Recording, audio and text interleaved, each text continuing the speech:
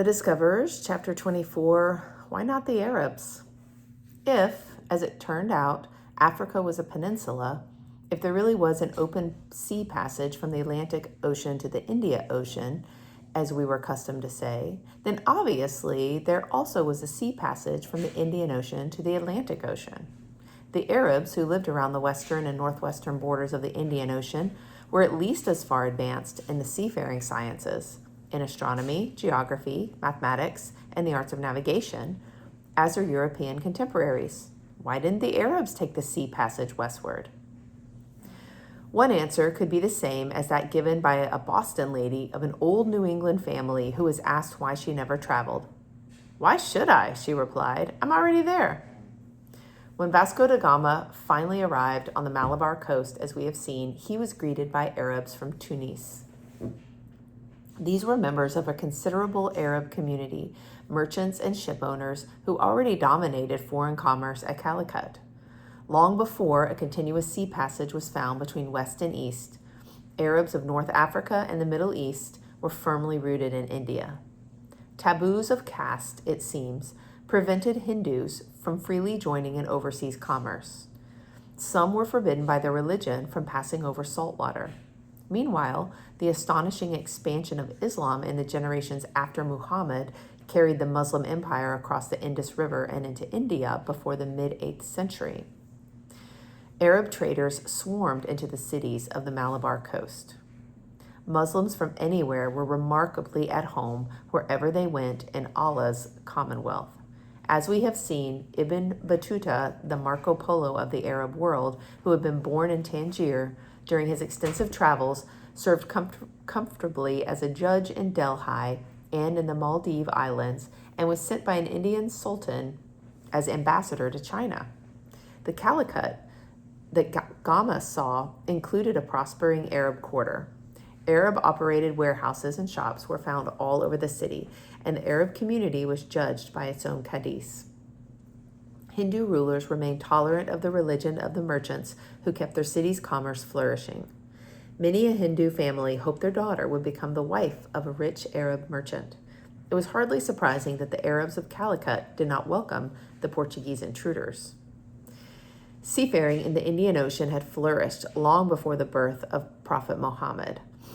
At first, the trip from Egypt and the Red Sea to India was made by following along the coast. The sailing traffic was enormously increased when the monsoons were discovered and put to use. A characteristic feature of the Indian Ocean, the monsoon, from Arabic mosim, meaning season, is a wind system that reverses direction seasonally.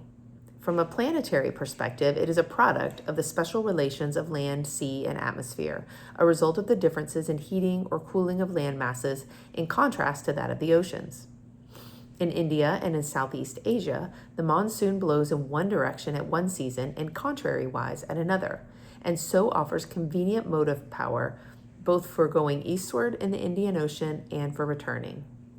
The periplus of the Erythraean or Indian Sea, circa AD 80, credited a Greek pilot named Hippolus, who steered ships a century before under the late Ptolemaic kings of Egypt, as, quote, the pilot who by observing the location of the ports and the conditions of the sea first discovered how to lay his course straight across the ocean. After Hippolus showed how to use the southwest monsoon that blows across the Indian Ocean from June to October to carry ships from the Red Sea to the shores of India, that wind came to be called the Hippolus.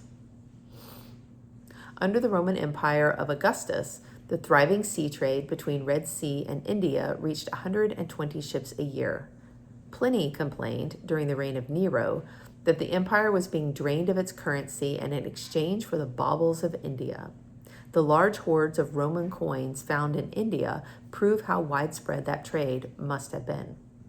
Arab merchants were a familiar sight in India long before the landward expansion of Islam, but after the Prophet Muhammad, the crusading motive was added to the commercial. In the mid-14th century, Ibn Battuta noted that Arab merchants were being carried from the Malabar coast to China in Chinese ships.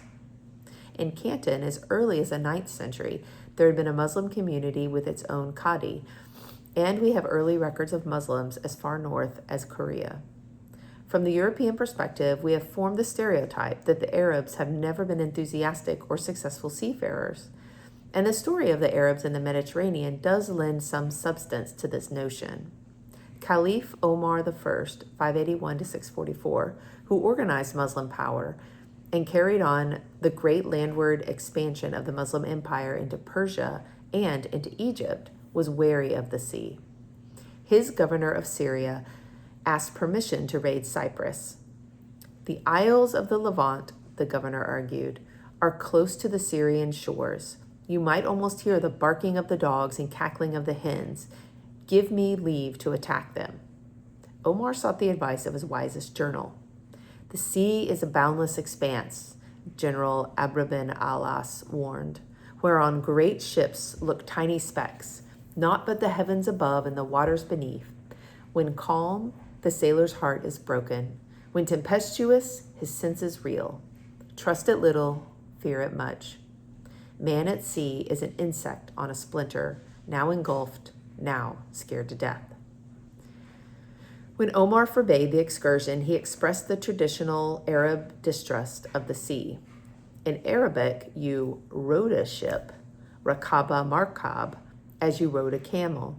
And when Muslims reached the shore around the Arabian Peninsula, they saw the sea as a desert to be crossed en route to raid or to trade. There, the northern Arabs rarely felt at home. The seafaring adventures of the ancient Arabs in the Mediterranean were sallies of commerce or of piracy, then not sharply distinguished from each other. They did not build a seafaring empire. But even in the Mediterranean, the Arabs were forced to go to sea. After a Byzantine fleet retook Alexandria, AD 645, it was plain that the Muslim Empire could not do without a navy. Alexandria became their maritime center, a new headquarters for naval training and for building ships with timber brought from Syria. By 655, the Arab fleet at Dat al-Sawari defeated a Byzantine force of 500 vessels. According to Arab tradition, the Arabs would have preferred to fight these enemies too on land, but the Byzantines preferred the sea. The Arabs, however, maneuvered the encounter into a kind of land battle conducted on shipboard. While Byzantine and Arab vessels were locked together, the Arabs slaughtered their enemies with swords and arrows. The Arab-Muslim Empire spread landward around the Mediterranean. The Iberian Peninsula, where the land of Europe came down to meet the land of Africa, was a part of the West European mainland that came under the Muslim sway. Historians, stirred especially by Henry Perrine, still debate whether the Mediterranean ever really became a Muslim lake. It was the land-based strength of the Arabs who controlled both ends of the Mediterranean, whether or not they dominated the traffic inside, that shaped the future of seafaring in and from Europe. With the minor exceptions of the islands of Cyprus, Crete, and Sicily, it was not necessary for the Arabs to cross a sea to pass from one part of their empire to another. If the Arabs of the north, those who settled and expanded around the southern shores of the Mediterranean, had been more like the Romans, more adept and more at home on the sea, less fearful of wide expanses of water, the later history and even the religion of Europe might have been quite different. Alexandria might have become a Muslim Venice, but instead, that once great metropolis, which in its earlier heyday contained a population of 600,000, had only 100,000 in the late 9th century. The caliphs of the 9th and 10th centuries allowed the city to decay. The famous Pharos Lighthouse, marking Alexandria's harbor, which had been one of the 7 wonders of the ancient world, became a ruin. Then even its ruins were appropriately destroyed by an earthquake in the 14th century. Arabic thought and Arabic literature looked landward. But in the Mediterranean, empires were repeatedly won and lost on the water. There the ship was the sword of the empire builders. During the centuries when Allah's empire was retreating in the west, the Indian Ocean, an area of nature's turmoil, remained remarkably peaceful. That there was Arab maritime prowess developed freely. The brilliant embodiment of that prowess, Ibn Majid, son and grandson of eminent Arab navigators, who called himself the Lion of the Sea and Fury, achieved fame as the man who knew most about navigation in the dread Red Sea and in the Indian Ocean. He became a Muslim patron saint of seamen, in whose memory Orthodox mariners would recite the first chapter of the Quran, the Fatiha, before venturing out on dangerous waters. Author of 38 works in prose and poetry, he covered every maritime topic of his day. Most useful to Arab navigators was his Kitab al-Fawaid, or Nautical Directory, 1490, a compendium of everything then known of nautical science, which included information to guide seamen through the Red Sea and the Indian Ocean. Even today, for some areas, his work is said to be unequaled. A divine providence must have been watching over Vasco da Gama on his first voyage. By an astonishing coincidence, when on reaching Malindi, he finally secured a competent and trustworthy Arab pilot to steer his fleet across the Indian Ocean, it was this very same Ibn Majid. The Portuguese captain did not know how lucky he was, nor could Ibn Majid have realized, as they sailed into Calicut harbor, that they were enacting one of the majestic ironies in history. The great Arab master of navigation was unwittingly guiding the great European sea captain to a success that meant the defeat of Arab navigation in the Indian Ocean. Later Arab historians have tried to explain away Ibn Majid's role by saying he must have been drunk to confide to Vasco da Gama the information that would guide him safely to his Indian destination. But once admitted, the Portuguese and their European successors were not to be expelled from that ocean. In the later 19th century, the Suez Canal would make the passage to India easier than ever for European sailors. By the mid-20th century, Arabs still sailing from Kuwait and Aden to East Africa and to India seemed to have forgotten much that Ibn Majid knew, for they were once again clinging to the coast. Long before Prince Henry the Navigator had even begun to reach down the west coast of Africa, the Arabs knew the east coast of Africa all the way down to Sofala, opposite the land of Madagascar, and less than 1,000 miles north of the Cape. There, at the Mozambique Channel, they found their Cape Bojador. Dare not to go beyond. The Quran twice declared that God had separated the two seas by a barrier that man could not overcome. Scholars explain that these two enclosed bodies of water were the Mediterranean Sea and the Indian Ocean, including the Red Sea. But the Prophet had also said, "Seek knowledge, even in China." Somehow, during the later Middle Ages, the Arab scholars were less securely imprisoned by their Muslim faith than the European scholars were by their Christian dogmas. Arab scholars proved willing to criticize and even to alter some revered classical texts, including Ptolemy's geography. The distinctive broadener of Muslim vistas was, as we have seen, the pilgrimage, the duty of every Muslim, man or woman, wherever living, to visit Mecca once before dying. We must recall the narrow orbit at that time of the life of a Scottish or Norwegian or French peasant who might never have journeyed beyond the nearest fair. But while pilgrim tradition focused Arab Muslim travel, it did not encourage exploratory seafaring. Yet, Arab geography flourished. And while medieval European cosmographers reposed in dogmatic slumber, Arab geographers were at home in the works of Ptolemy, which the West kept buried for 1,000 years. The Arabs were even beginning to revise Ptolemy, suggesting that the Indian Ocean was not Ptolemy's closed sea, but that it actually flowed into the Atlantic. One of the most influential of these pioneer Arab geographers was the versatile al-Biruni, 973 to 1050, one of the greatest Muslim scientists of the Middle Ages. He combined precise observation with omnivorous curiosity, and even before he was 17, he had made an improved device for determining latitude. Though born in Central Asia, al-Biruni became entangled in the far-ranging political intrigues of the rival dynasties of Persia, Turkey, and Iraq. "After I had barely settled down for a few years," he wrote, "I was permitted by the Lord of Time to go back home, but I was compelled to participate in worldly affairs, which excited the envy of fools, but which made me but which made the wise pity me. He expressed some of the more advanced Arab speculations about the shape of Africa. The Southern Sea commences at China and flows along the shores of India toward the country of the Zindej, Zanzibar. Navigators have not passed this limit, the reason being that the sea on the northeast penetrates into the land, while on the southwest, as if by way of compensation, the continent projects into the sea. Beyond this point, the sea penetrates between the mountains and the valleys which alternate with one another. The water is continually set in motion by the ebb and flow of the tide, the waves forever surging to and fro, so that ships are broken in pieces. This is why the sea is not navigated. But this does not prevent the Southern Sea from communicating with the ocean through a gap in the mountains along the south coast of Africa. One has certain proofs of this communication, although no one has been able to confirm it by sight.